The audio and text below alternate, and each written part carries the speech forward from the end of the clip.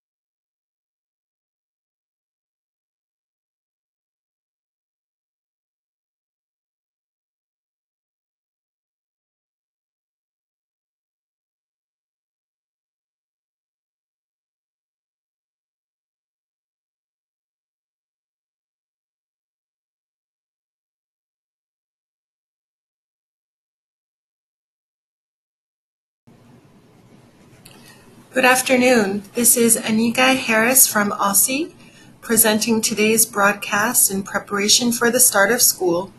This broadcast is titled Serving English Learners, English Language Program Models.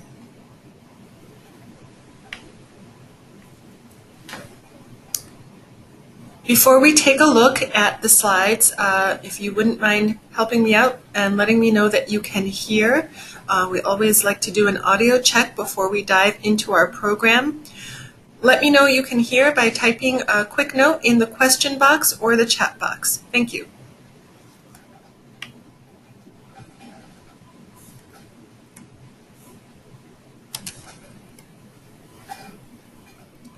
All right, today's presentation is the third of a three-part series to prepare LEAs to get ready for the start of the 2019-2020 school year. This program is for those who are English learner coordinators as well as administrators in schools that serve English learners. And our outcomes for today are to understand the different English learner or EL program models that are commonly used here in DC. You'll also learn why it's critical to have an effective EL program model and know the similarities and differences between the EL program models most commonly used here in the city. We'll also cover what does not constitute an EL program model, and we'll take a look at portions of Aussie's School Readiness Reflection Tool to help you plan next steps for designing your EL program model. In this webinar, we will not cover instructional strategies, but please stay tuned for announcements about instruction-based professional development that Aussie provides. Some of today's material is drawn from our partners, the U.S. Department of Education. They have two documents that we're drawing from. One is what you see on the left, which was released not long after the Elementary Secondary Education Act was reauthorized as ESSA, or Every Student Succeeds Act. And the Department of Education also put out a primer on language instruction educational programs, or LIEPs. Throughout this presentation, we will refer to LIEPs as EL programs. It's really helpful to define what an English learner is so that you get a sense of which students you're providing EL programs for. What you see before you is drawn from the federal definition. We classify English learners as students who are ages 3 through 21, and they are in elementary or secondary programs. Know that an English learner may not be born in the United States, or they may be born in the United States. However, we are providing services to those students whose native language is a language other than English, and you can see who that includes in the paragraph under the third bullet. And the reason we provide EL programs is to remedy difficulties in the 4 language domains: listening, speaking, reading, and writing in the English language. And when there are difficulties in one or more of those language domains, a student is not able to meet the challenging state academic standards. They have a difficult time achieving in classrooms with English instruction, and it becomes hard to fully participate in society.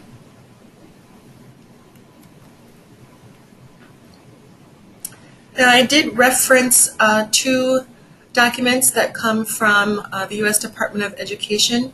ALSI, in fact, has its own policies and procedures document known as Delivering Services to English Learners, and the link to that document is provided below. The first section of the document is known as Step 1, Educational Approach, and that's where you'll find further information on EL program models, and it's a companion to this broadcast today. So, let's engage you a little bit with a true or false self-check. You're going to be taking a look at the statements that appear on the screen. They'll pop up one by one.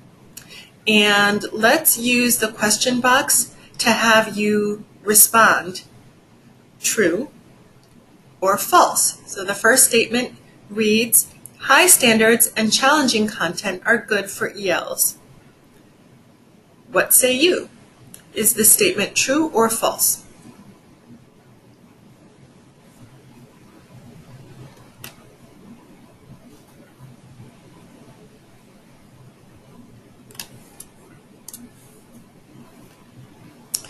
All right, the second statement is, having a language instruction educational program, or EL program, is important. True or false? Go ahead and type into the question box. And know that you can send privately or send to everyone. If you send privately, that's fine. It'll still reach me. Question 3 is, Statement 3 is, no one approach or model is appropriate for all ELs. True or false?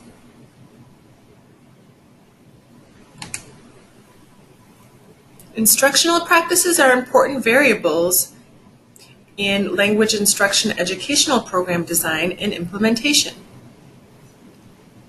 True or false? Literacy and oral language development in English are critical instructional components for any LIEP, language instruction educational program. Is that statement true or false?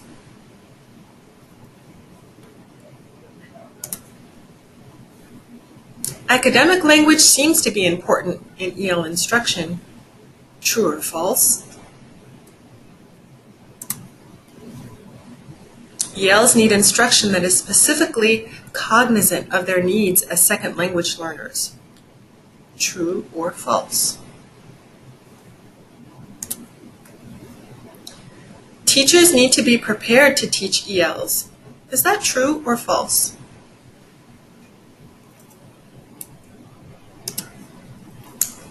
True. True, true, and true. So the response to all of those items is true.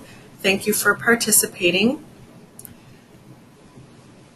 You will receive a copy of the slides as well as a survey letting us know how well this broadcast served your needs. And when you get a copy of the slides, you'll be able to look back at the true and false statements and review your answers. All right, moving forward, we have some key points to inform you of the EL program model requirements. The first being that the services and programs we deliver to English learners must be educationally sound in theory and effective in practice. This comes from federal law.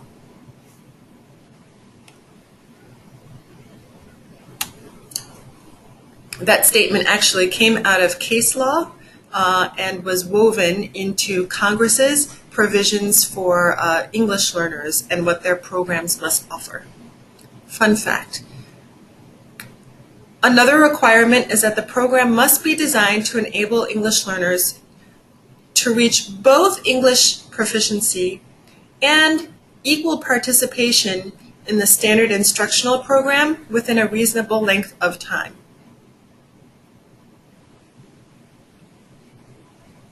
You at the LEA level must offer EL services and programs until the EL or ELs are proficient in English and can participate meaningfully in educational programs without EL support. It's not okay to just make a decision without any basis that an EL is ready to exit the EL program, or decide, we're spending too much time or too much money on staffing the program or on materials for the program, so we're not going to offer the program anymore. That would be a violation of what Congress has provided. You'll notice that with all four of these key points, the statements include the word must, which means the LEA must be doing these things to serve English learners. Finally, you at the LEA level must provide appropriate special education services to those English learners who also have disabilities and are found to be eligible for special education and related services. So there's no option if a student is identified as having a disability. The LEA can't decide to just provide EL services or just provide the specialized education services. Both services must be offered to that duly identified student.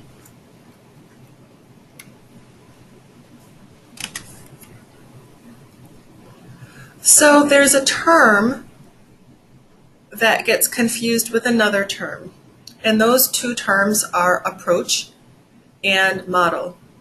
It's useful to define the two to understand how they're different. An approach is broad. It's a conceptual framework, and here in DC we operate with two approaches.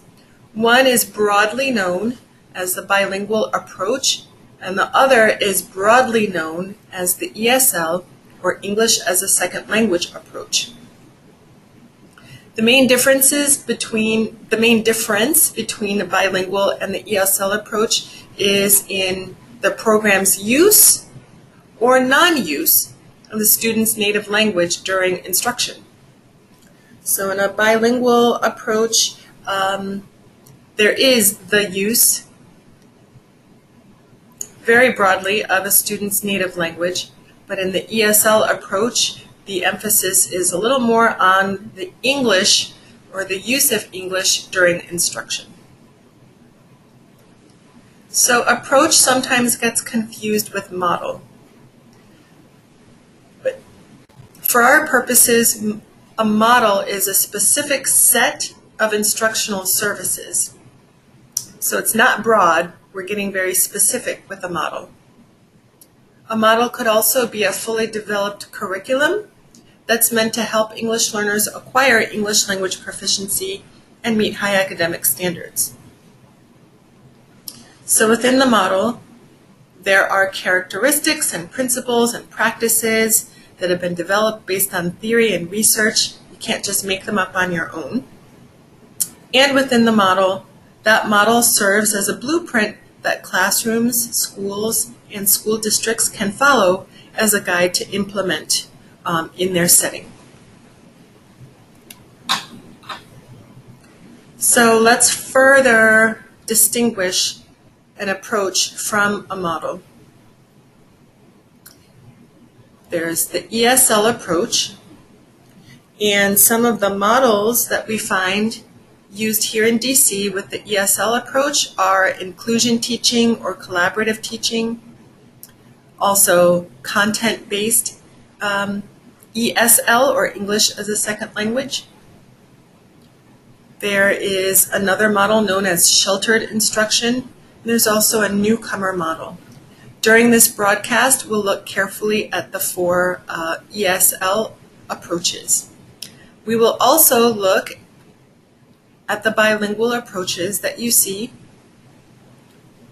transitional bilingual education, developmental bilingual education, two-way immersion programming, and newcomer programming under the umbrella of a bilingual approach.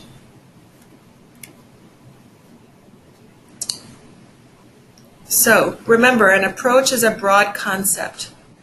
With the ESL approach, instruction is primarily taking place in English, and the student's native language or home language, or L1, is used in a very basic way and only as a means to support the student's use of English and learning of English. There really are many different models using the ESL approach. We tend to use just 4 here in DC, but among those different models, they may include both language instruction, where English is the instructional content itself, or the model may be content-based, where the students are primarily learning the academic content, but it's delivered in a way to support English language acquisition as well. So just to be clear, within the different ESL approaches, there may be an English language instruction focus where students are learning academic content, but the purpose is to strengthen their English. The primary purpose is to strengthen the English language. Whereas in a content-based instructional model, students' focus is on academic content, but they're learning the English language related to the academics. They're learning the mechanics of speaking and writing, and they're learning how to read for that content, and of course listening and comprehending the content in English.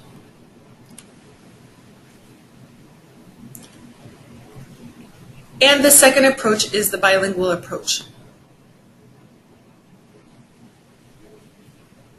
There are reasons why schools and LEAs decide to become bilingual or decide to just be bilingual. One of the reasons is that research shows that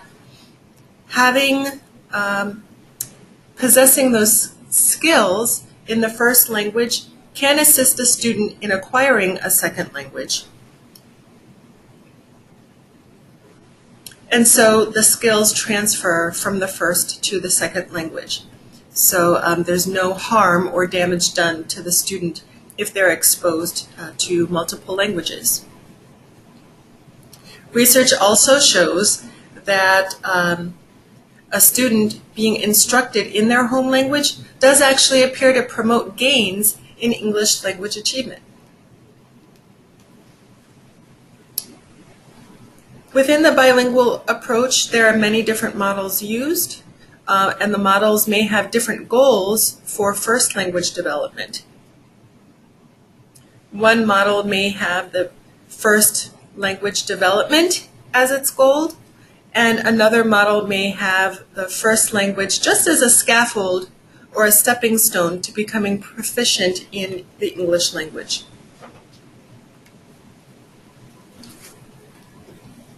So I said before, and not jokingly, that you can't just make up your program model. For the benefit of the students and to be in compliance with what Congress provided, the elements or those key points required for an EL program are critical to have in place, and on this slide you see why. Having an effective model provides special instruction and tailored services to the English learner regardless of the type of program, and it offers academic benefits. So that's why we're doing what we're doing with the EL program model. Research shows that English learners fare worst on academic measures compared to English learners in other instructional scenarios. They fare worst when they receive no special instruction of any kind and are simply placed into mainstream classrooms. So having those key points, those required elements in place is critical. And finally, an analysis of around 100 research articles showed providing English language development instruction was in fact better than providing no English language development instruction. So with that background, let's take a look at some program models. I do invite you to ask questions or communicate with each other in the chat box. Those features of the webinar are available to you. I will stop periodically to answer some questions. So today, in this webinar, we'll review the following 5 EL program models, which you can learn more about in OSSE's EL Policies and Procedures document, Delivering Education Services to English Learners. You just turn straight to page 6 and you'll see a summary. We'll review two-way immersion or dual language bilingual program models, inclusion or collaborative teaching models, content-based English learner instruction, newcomer instruction, and the sheltered content program model. And the organization we'll use to deliver a summary of each model is we will present the key features of the model, also highlight what the model is not. So you'll know what not to do if you decide to implement the model at your LEA. This webinar will cover the benefits of the model for English learners, as well as staffing and scheduling considerations.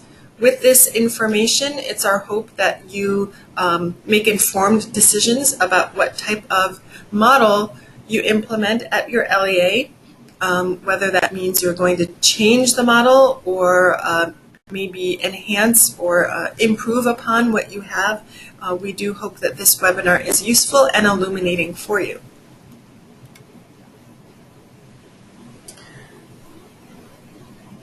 We did a little overview of bilingual models, and there are different bilingual models.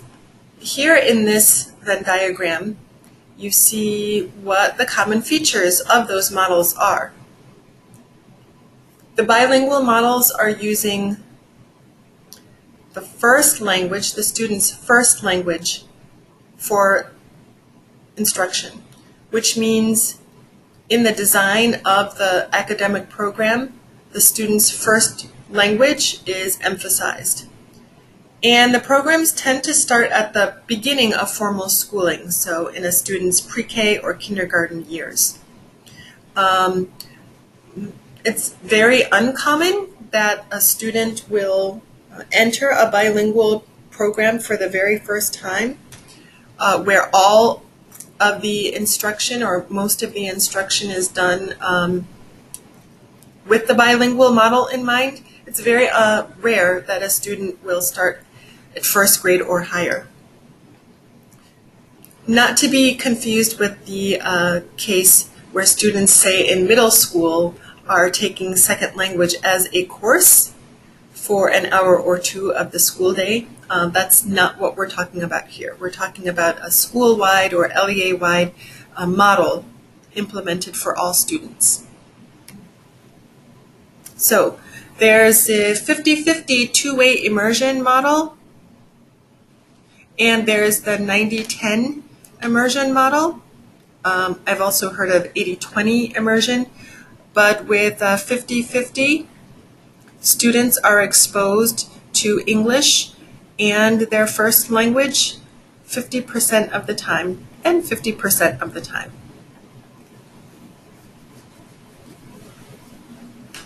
Those of you who are staffing bilingual programs are probably aware at this point we're a very diverse city, and within your LEAs you probably have students for whom English and the target language is not an L1 or home language, and that's okay. So that ratio distinguishes itself from the 90-10 two-way immersion model, where instruction in one of the languages is used 90% of the time and instruction in the other language is used 10% of the time. What we don't cover here are models known as early exit and late exit transitional bilingual education, and we're not covering one-way dual language program models here. They're just not commonly used here in the city. So again, with the 50-50 two-way immersion, 50% of instruction is in the non-English language, or the student's home language or the target language, and 50% of instruction is done in English. With the 90-10 model, 90% of instruction is in the non-English language starting in kindergarten, or for some schools, pre-K. Then English is phased in gradually, hence the 10%, usually starting in grade 2 or 3. With both of these models, other commonalities include enrolling more or less equal populations of English learners and native English speakers, and allowing all students to learn to become bilingual, biliterate, and bicultural in both languages.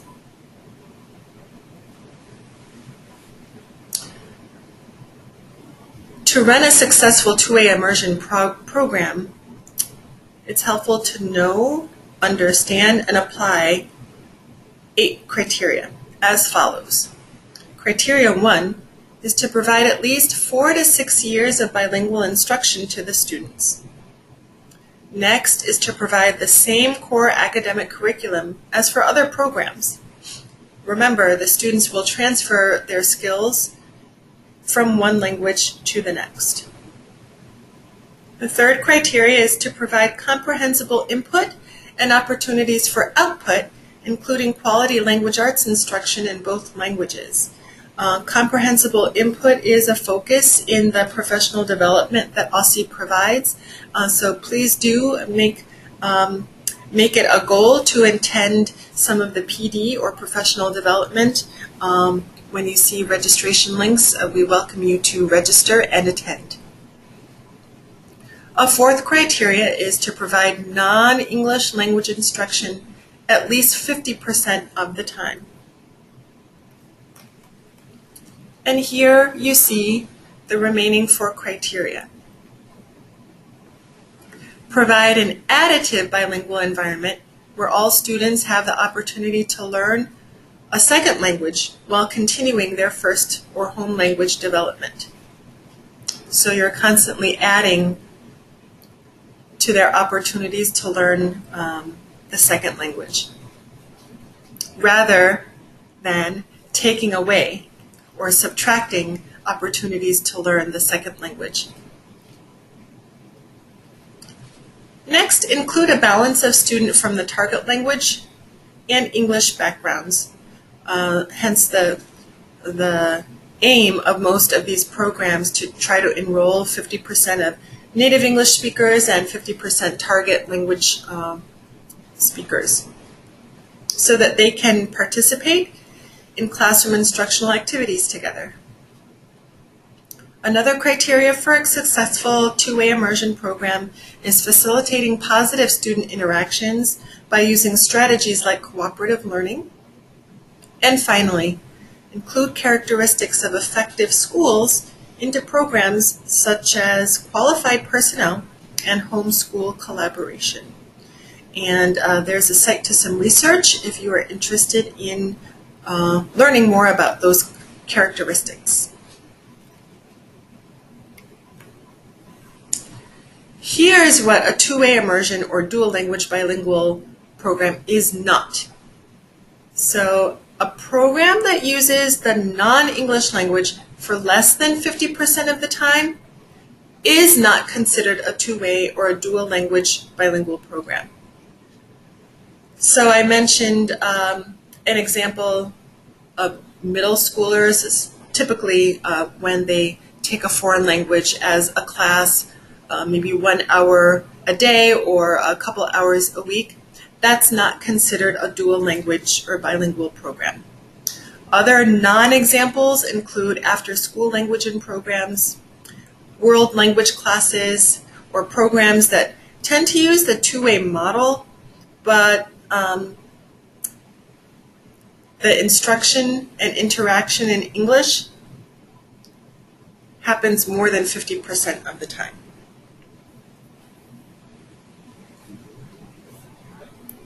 There are resources available for download that look more at dual language program structure and quality.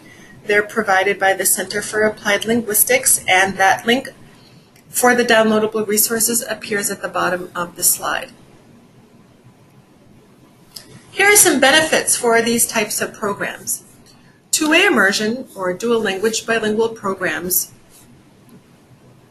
offer students a chance to become bilingual or proficient and biliterate in two languages, which is a benefit in and of itself. Having oral proficiency and literacy in a student's first language, again, those skills transfer, so it facilitates English literacy development.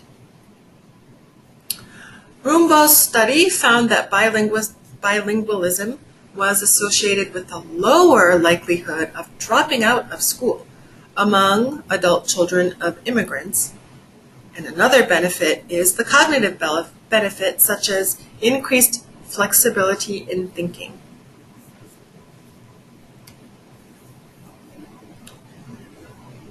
When creating such a program or examining the needs of your program, consider staffing and scheduling. The considerations that we'll highlight include requiring teachers who are fluent in one or both languages to provide instruction, and that proficiency in one or both languages also includes how they can deliver the instructions. So they should have fluency in the language. They should also have the content pedagogy to be able to deliver academic instruction. The program really needs to create clear definitions of teacher qualifications for itself that will help with recruitment and ultimately hiring the right staff for your program. Come up with a teacher retention strategy. Teaching isn't easy. Teaching in a bilingual program where there are less resources and support than for other types of teachers can add to the stress and difficulty. However, it's a wonderful profession and a wonderful niche area to be in. For those reasons, you'll want to think of your teacher retention strategy so that you can keep people in the field and keep the program alive and continue to serve students in the long term. Also consider how to schedule instruction in each language according to either the 90-10 or the 50-50 model. For example, think about which days each language will be represented during the week. Will the program switch the language of instruction within a single day? Will there be co-teaching, or will the students be with a single teacher for a single language? And then consider strategies to avoid English creeping in as the dominant language. Because if English does creep in to a certain degree, then the model is no longer a two-way or a dual language bilingual program. Next, we'll look at inclusion or collaborative teaching. This is where the bilingual or the EL teacher and the general education teacher collaboratively co-plan, co-deliver instruction, and co-assess students' strengths and needs. Co-teaching looks different. Not all co-teachers are the same, and so it can be an interesting experience to explore the different forms of co-teaching before landing on the one that works at your LEA or the one that works best for the teams of teachers. Some of those co-teaching forms include one teach, one assist, station teaching, parallel teaching, pre-teaching a small group of students as extra support for the upcoming lesson, team teaching, also reteaching, and one lead, one circulate and assess.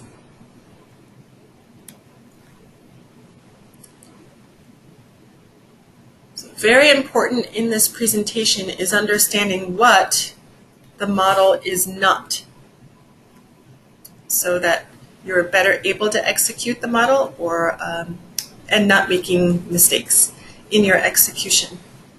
So with inclusion collaborative teaching, here's what the model is not. We don't want to place English learners in general education classrooms without support, and we don't want to use an EL teacher as an assistant or an aide in the general education classroom.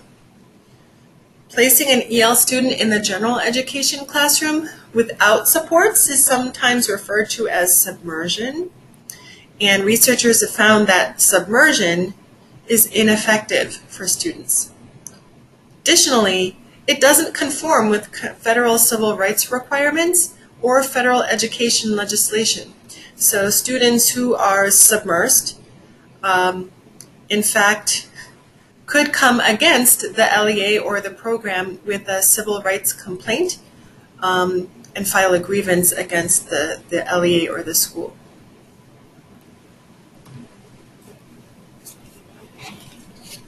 With all of these models, we'll examine the benefits for English learners.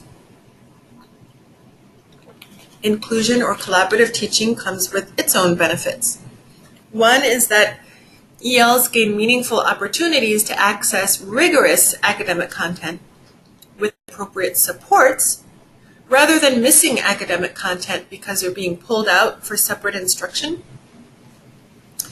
ELs get to experience a greater sense of belonging because they participate in general education classes with support with their peers rather than feeling stigmatized by receiving separate pull-out instruction. Remember, there can be times when pull-out instruction is definitely warranted and beneficial, but we're looking at the overall benefits of this model.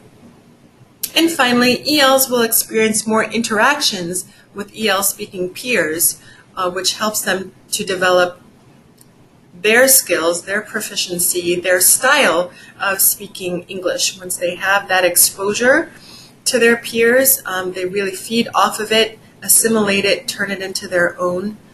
And so those are some of the benefits of this model. Things to consider when staffing and scheduling the inclusion or collaborative teaching model. include coordinating across departments to ensure that the message is consistent between the teachers. There should be joint training on co-teaching implementation. This avoids conflicts between the teachers. It avoids conflicts in the way the content and the language support is delivered. Just makes an overall smoother delivery to the students.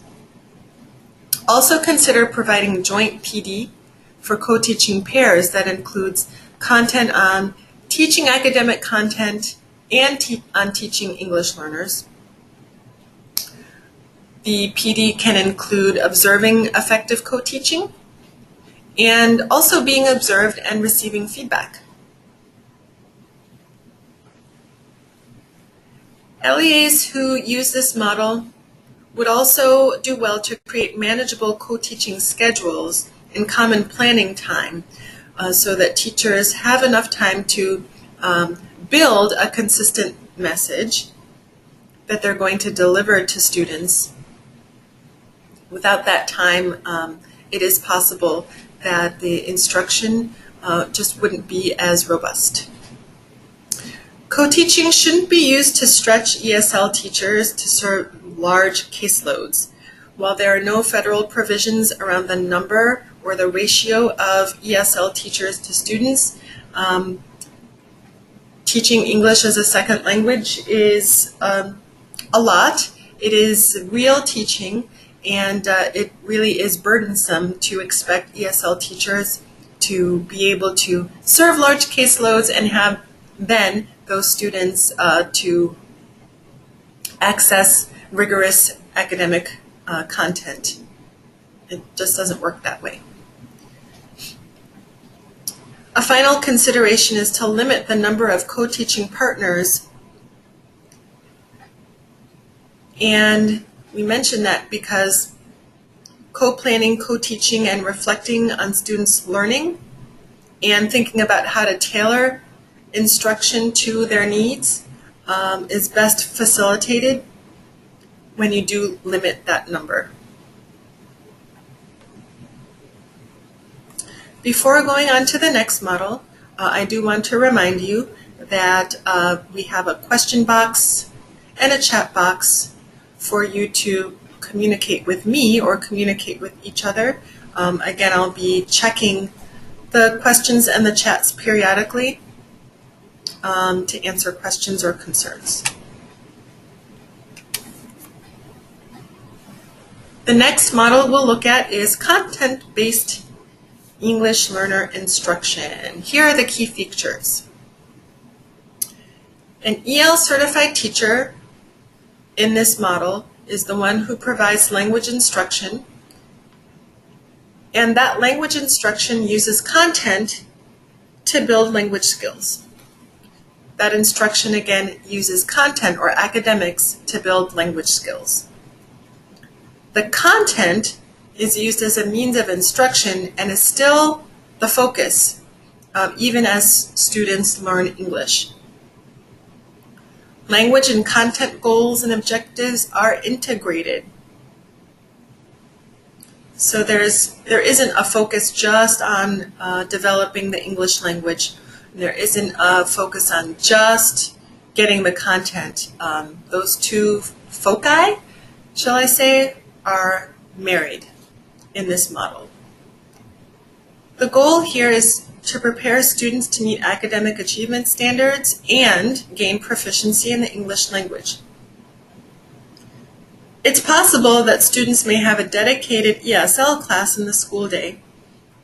It's also possible that students may receive pull-out ESL instruction to work with a specialist for short periods during other classes in this model.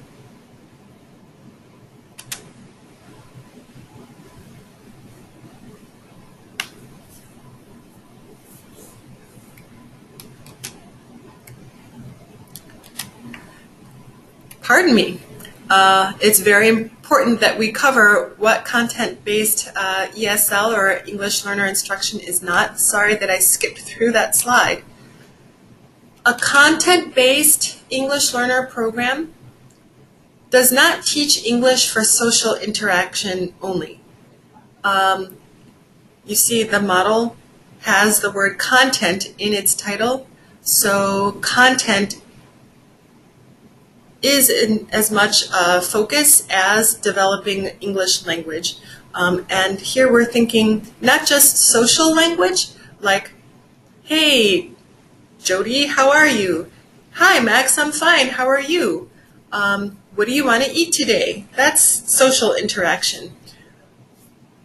We're talking about additionally building a student's ability to communicate in the content areas. So understanding the language of math, the language of science, the language of social studies, being able to read a text in those content areas and understand the nuances that make each of the content different, being able to listen and understand even though there are different nuances between the content, additionally being able to write in a style that approximates the style of writing used in the different content areas.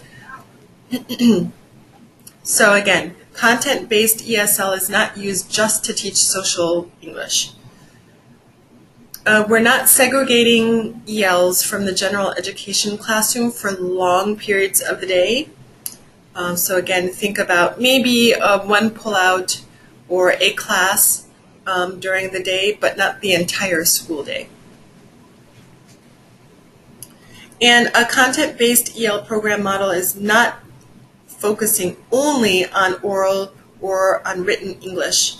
We're focusing again on the content and the English language development in the language domains of listening, speaking, reading, and writing.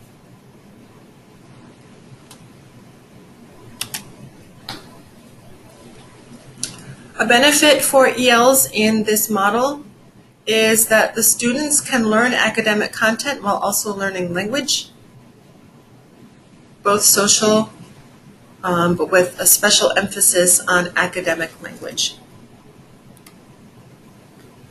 And some considerations for staffing and scheduling.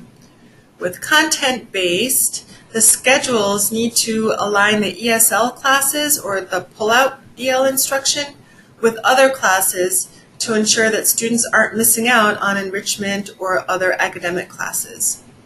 And those who are implementing this model should be careful not to segregate ELs from their non-EL peers, which is why we say if students are removed for a period of the day, that it really is just a period of the day and not the entire day. Otherwise, they don't get that rich language stimulation from their peers, and also there's stigmatization issues that go along with that segregation.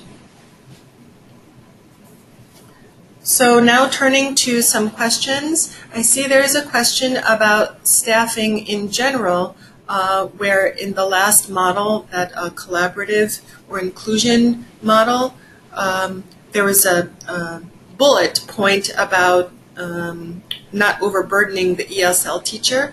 To this date, there is no provision in federal, state, or local law about the ratio of ESL teachers to English learners. Some school districts, notably DCPS, do have some language about that ratio, but a majority of the districts or LEAs in our city do not. As a blanket statement, we can say don't overburden your teachers. Think about the needs of the students and how best those students are going to get their English language development needs met. If a teacher cannot assess, doesn't have time to assess a student, design a plan of instruction for the quarter or for the school year, reassess and make amendments to that plan, collaborate with teachers, do some coaching for classroom and special education teachers and other related service providers and specialists, work with families to understand what the model is within the school, and so on and so forth. That's a lot within the day, within the week, within the month, within the school year. And that doesn't even include the instruction of the English learner. So all of those elements that go into being an EL specialist have to be considered when thinking about the staffing. But again, unfortunately, or fortunately, depending on which side you're on, there are no hard and fast rules for most districts or LEAs about staffing numbers. And the next model is the newcomer program model. The key features are the target population. So what makes this model unique is that we're targeting a very specific EL subpopulation of very recent immigrant students who tend to have interrupted formal education. The students tend to be older students rather than elementary students. And the purpose of the newcomer program is to provide specialized schooling designed to accommodate EL students or acclimate them to the American school setting because this setting can be very, very different from schooling in their home countries, or the student may not have had any schooling and would need to understand the rules and routines of school, or it's been so long that a student has been out of school that they need to adjust to the routines and format that we have in a formal school setting. The purpose is also to prepare these students to participate in mainstream classes, socially and emotionally, but also giving them the background so that they can participate in the academics. Newcomer programs may include instruction designed to familiarize the students with American culture and educational settings, and those elements are often woven into the English language development curriculum. And a newcomer may be in a program from just a semester to up to 4 years even. And the programming may be a half a day or an in-school program where they're doing that all day, full-time, in a self-contained situation. So the programming, in that sense, the setting can vary and the length of time can vary depending on the needs of the student.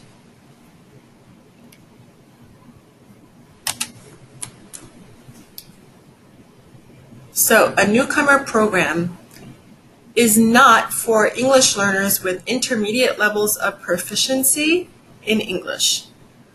For newcomers, we're talking about a level 1 on a WIDA assessment or WIDA screener. They have little to no English language skills. And a newcomer program is not for ELs with uninterrupted schooling. Some newcomers are in fact coming new to the United States and they've been in school every year, but we've designed newcomer programs to build academic background knowledge that has been missed because of interrupted schooling. So be very careful when placing newcomers in the program because it may not be designed for them and then would be a little benefit. Speaking of benefits, the benefits for newcomers attending a newcomer program is that they get prepared to participate in both the English learner program and the academic program at their school, or those programs that are not specifically for newcomers. So they get prepared to participate in school along with their native English-speaking peers. A newcomer program allows students to build foundational skills. So this is why students who don't have interrupted education wouldn't benefit from the program. We're allowing students to build foundational skills in literacy and math concepts and other academic concepts that they may have missed due to the interrupted schooling. The newcomer program also helps students to acclimate to being in the United States.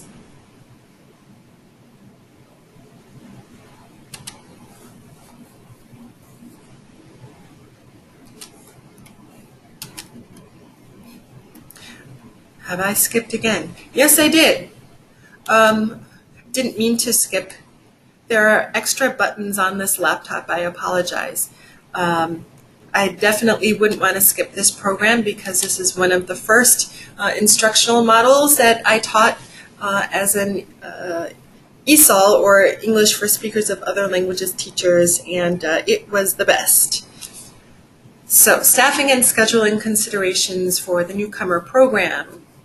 Teachers must be prepared to teach English as well as being prepared to teach basic skills.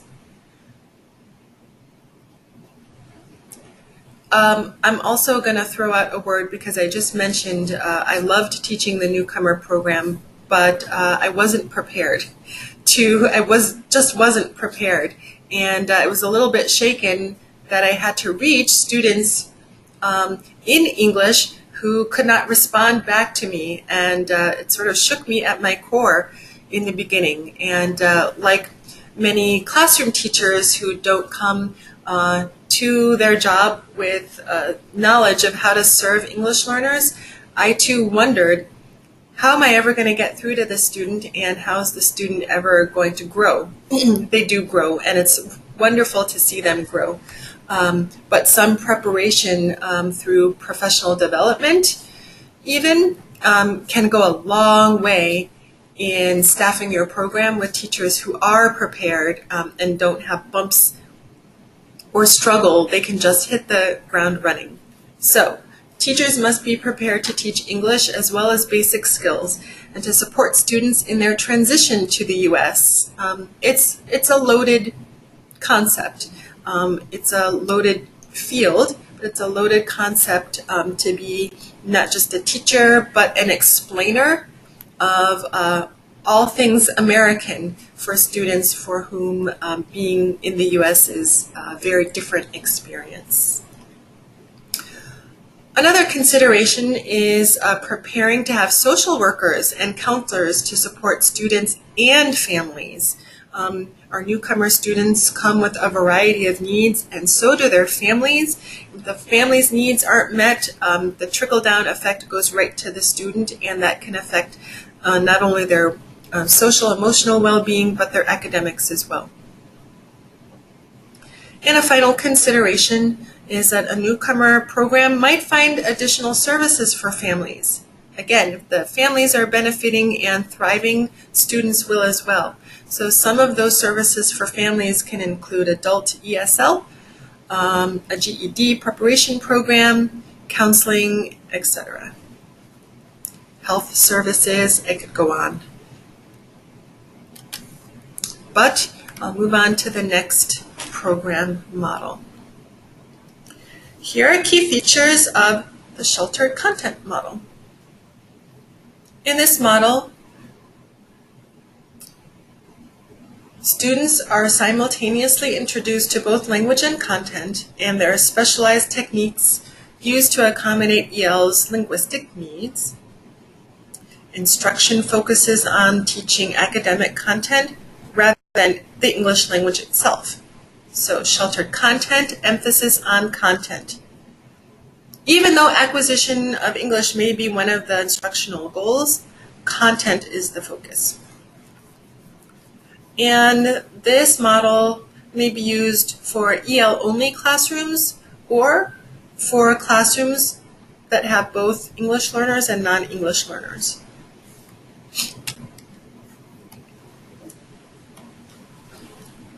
Sheltered content is not where English is taught for social interaction only.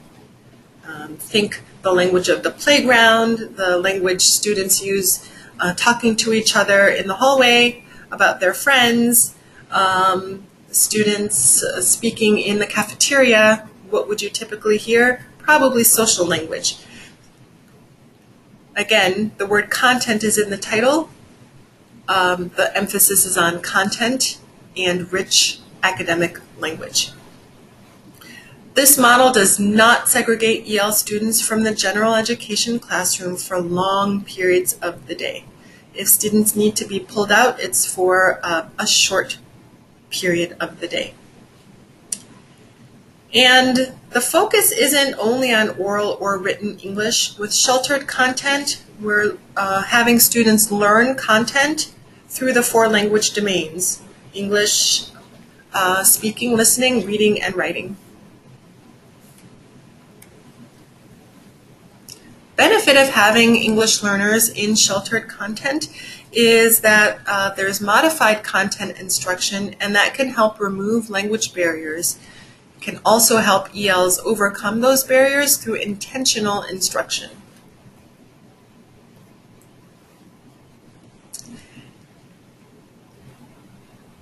To staff this type of program, the teachers need to have specific training. And we're talking about content, right? Sheltered content. So the general education teachers who are delivering the content instruction need to get that specific training so that they can serve English learners in this model, even if an EL specialist is not there. So we're saying, without saying it, that every teacher becomes an EL teacher in this model. SIOP, or the Sheltered Instruction Operational Protocol, Sheltered Instruction Observation Protocol, is one something that can be used as a framework. If your LEA uses SIOP, it has a system of planning, instruction, review or reflection, and evaluation, and that's a cycle. So that review and evaluation informs the next cycle of planning and instruction, and so on. It's, again, just one of the models that can be used. And also, when thinking of scheduling, be very careful not to segregate ELs from their non-EL peers. Their non-EL peers are likely learning content, and this is sheltered content. So ELs would be benefiting from exposure and language stimulation by being around their non-EL peers.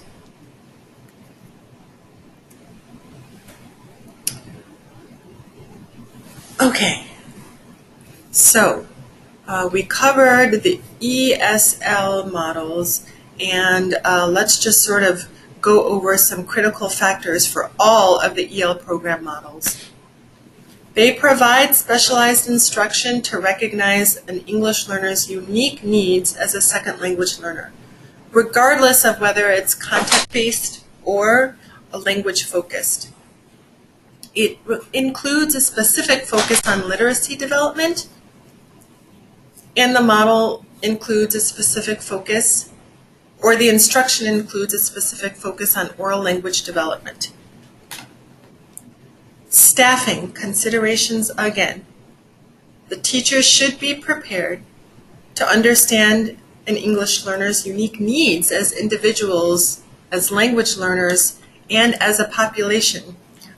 Unique needs, because as a population, no two English learners are going to be the same. They're a very homogeneous bunch. And teachers should also be prepared to use very specific EL instructional techniques. One of the most wonderful things that can be done by everyone in the LEA or school that's supporting and serving English learners is to create a school culture that's accepting and respectful of them and of their families as well.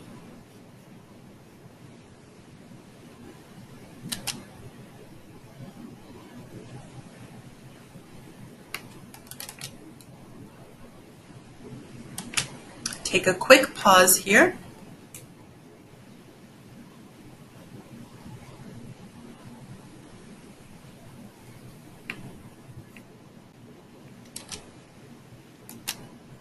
Thank you. I've been doing a lot of speaking, and I just needed to wet my whistle.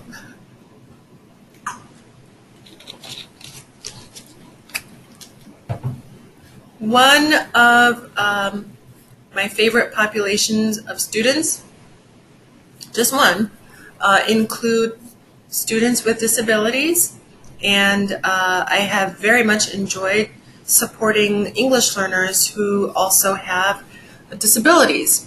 English learners with disabilities are known as duly identified students, and because I've enjoyed working with them, and also because the students deserve to have their needs recognized, we've included in this presentation a little treatment of their needs within the greater framework of program models. Duly identified students will be receiving both EL services and services through their IEP or Individualized Education Program. That IEP must address their language development needs. There is guidance and mandate that has come out through the Department of Education and the Department of Justice. You can find a cite to it within the Delivering Education Services to English Learners document that OSSE recently re-released. But that guidance says that members of the IEP team must collaborate with English learner staff.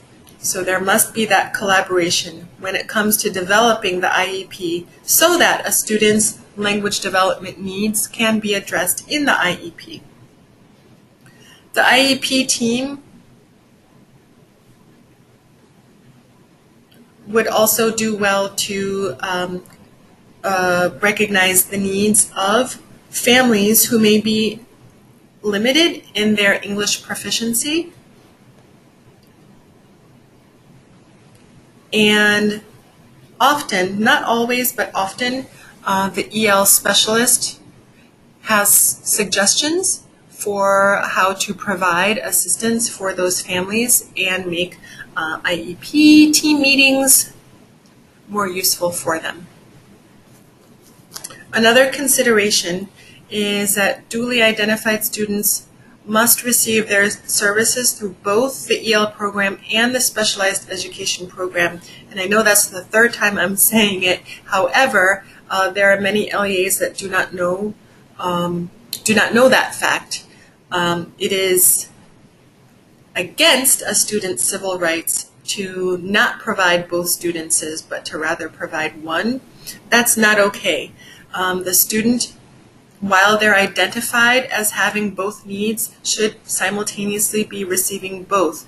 I know from the inside how difficult it can be to schedule all of a student's services, but they are entitled, they have a right to.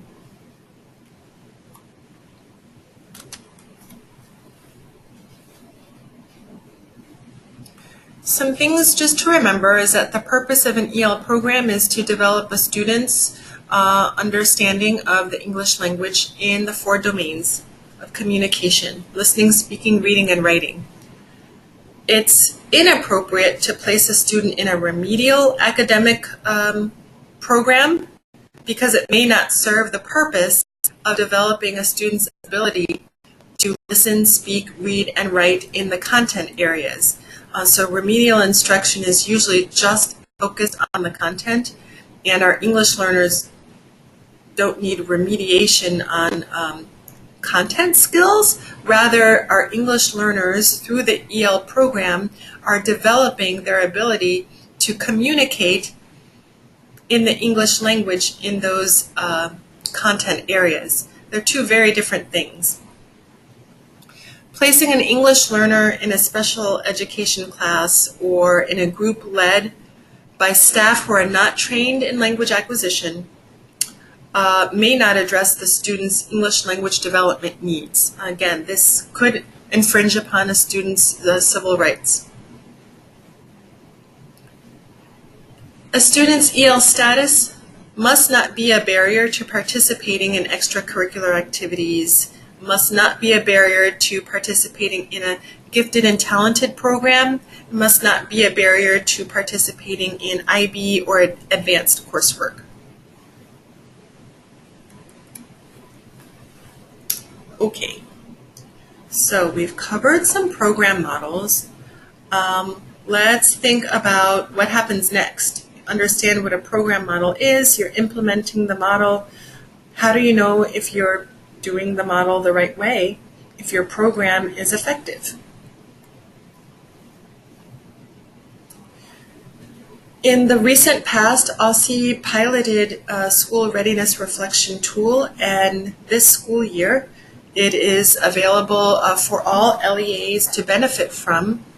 You can find the tool in ALSI's EL Policies and Procedures document, Delivering Education Services to English Learners. It's in Appendix E, and there's a snapshot on the screen. Appendix E is pages 32 through 42 of the document. This tool is to be used by LEAs in schools just for informational and planning purposes only. It's not a tool that LEAs or schools are required to share with ALSI or required to turn into ALSI. We don't review it. However, if you would like support in completing the tool or in understanding the use of the tool or in analyzing the results of your use of the tool and how you can make changes and adjustments to your EL program, please do reach out to ALSI staff. We're happy to assist you with that. It is highly recommended that this tool not be used by the EL coordinator or EL POC alone. It is highly recommended that school-based leadership and the EL program coordinator and other relevant school-based staff work together to complete the tool. So here's a snapshot of what the tool is. It's a lengthy document that covers multiple elements of what a robust EL program features. Here you see Area 5, the Language Assistance Program, and there are sub-elements listed here in the column labeled areas. And off to the right, you see that you can give yourself 3 points for yes, you're doing this, 2 points if you are in progress, and 1 point if you're not doing it. And then there are other columns for you to start planning what actions you need to take to get to yes or get to 2, in what timeline, and who will be involved in taking action on those areas. Here's a little bit more about the Language Assistance Program, including that the school creates individualized English language development goals in the 4 language domains for each EL, at least once a year. It's really hard to assess whether the student is making progress during the year without having these goals and these individualized plans in place for the English learner on their English language growth. Yes, we do have the annual WIDA Access for ELLs assessment, but that measures growth from year to year. It's very useful to have something that measures growth more frequently during the school year so that you can adjust more frequently if needed.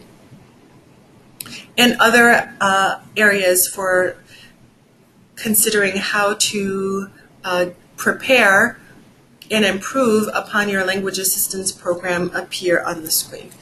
So that's just a snapshot of the school readiness reflection tool for your program to use for planning purposes. I want to thank you for bearing with me. This is one of the longer webinars that I do. Typically they're 60 minutes only. It's been a couple of years since we've had one that went over 60 minutes. But I do want to refer you to some sources. One is the LIEP, or Language Instruction Educational Program document put out by the U.S. Department of Education. That was one of the screenshots you saw at the beginning of the webinar, and the link to the document is available for you to download or to read on your computer. The second is also put out by the U.S. Department of Education. It's providing English learners with a language assistance program, and you can access that through the ENSELA website. The link to the website appears on the screen. Many times during this presentation, I've referred you to delivering education services to English learners. Last month, OSSI updated and re-released this on OSSI's website. When you receive the slides today, you'll be able to click on the link and access the document straight from the PowerPoint presentation. The School Readiness Reflection Tool, which was covered at the end of this broadcast, is found in Appendix E of Delivering Education Services. And again, you can click on the link to access that. And please do reach out to us if you would like assistance with working with the tool or working with the results of the tool. OSSI has an EL page on OSSI's Grader website, and the link to our page appears there on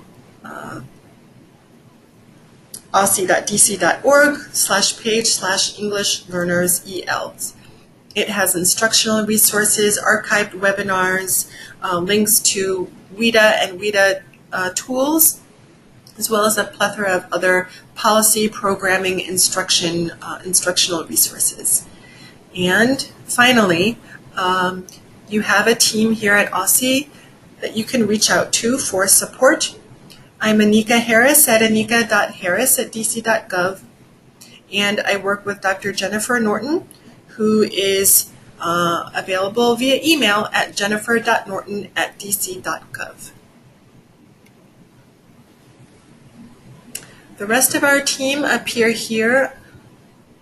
Our assessment specialist, so thinking about English language proficiency screeners and the access assessment, you'll want to reach out to Michael Craig. And if you have questions about data or errors, data errors that need to be corrected, you will reach out to Chandy Wagner. I'm pleased to announce that starting this week, we have a new member of our team in the Division of Teaching and Learning. Santiago will soon be making his presence known, but he is the multilingual learner specialist focusing on dual language and bilingual programs. I will stay on the line just a bit to answer any remaining questions, so feel free to continue to use that question box or the chat box. But if you're ready to go, that concludes the webinar, and thank you for participating today.